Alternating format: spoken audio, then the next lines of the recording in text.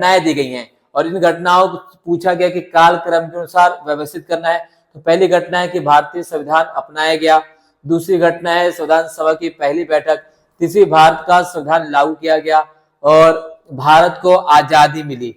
तो भारतीय संविधान को अपनाया गया या अंगीकृत किया गया, इस प्रकार से पूछा जा सकता है। तो भारतीय संविधान को अंगीकृत या अपनाया गया था 26 नवंबर, ठीक है, 26 नवंबर 1949 को, 26 नवंबर 1949 को भारतीय संविधान जो है बनकर तैयार हो गया था। इसे हमने अंगीकृत कर लिया था, राइट। भारतीय संविधान सभा की पहली बैठक 9 दिसंबर 1946 को जो है पहली बैठक हुई थी।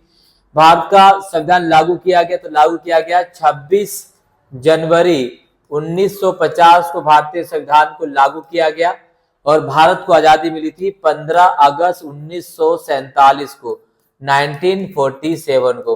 कुछ इस तरीके से हमें इसको व्यवस्थित करना है। तो सबसे पहली जो घटना घटित हुई थी वो थी 9 दिसंबर 1946।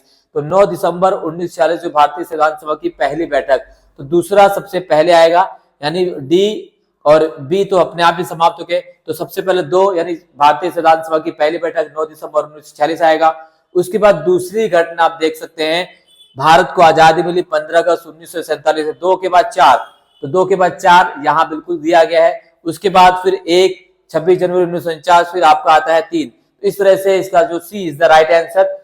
इस तरीके से क्वेश्चंस आपके पेपर में पूछे जाएंगे। इसके अलावा अगर और क्वेश्चंस की बात करें तो यहां से पूछा जा सकता है, तो आपसे पूछा जा सकता है कि भारतीय संविधान सभा की जो पहली बैठक थी उसकी अध्यक्षता किसने की थी। तो पहली बैठक की अध्यक्षता करने वाले व्यक्ति थे डॉक्टर सच्चिदानंद सिन्हा। डॉक्टर सच्चिदानंद सिन्हा जो है इसकी अध्यक्षता करने वाले पहले व्यक्ति थे। हालांकि ये जो अस्थायी अध्यक्ष थे, अस्थायी थे, टेम्परेरी थे। बाद में जो है 11 दिसंबर 1946 को, 11 दिसंबर 1946 को डॉक्टर राजेंद्र प्रसाद भारतीय संविधान सभा के परमानेंट मेंबर बनाए गए, उसके अध्यक्ष बनाए गए स्थायी तौर पर। तो यहां से क्वेश्चन पूछा जाता कि स्थायी अध्यक्ष कौन थे, तो स्थायी अध्यक्ष डॉक्टर राजेंद्र प्रसाद। अस्थायी कौन थे, तो अस्थायी थे डॉक्टर सच्चिदानंद सिन्हा। इस टाइप से क्वेश्चन पूछा जा सकता है। इसके अलावा यहां से और क्या क्वेश्चन बन सकता है, यहां से और जो क्वेश्चन बन सकता है उसकी अगर हम बात करें तो यहां से और जो क्वेश्चन बनेंगे वो बनेगा आपका उद्देश्य प्रस्ताव। उद्देश्य प्रस्ताव किसने पेश किया, कब पेश किया गया, यहां से क्वेश्चन बन सकता है।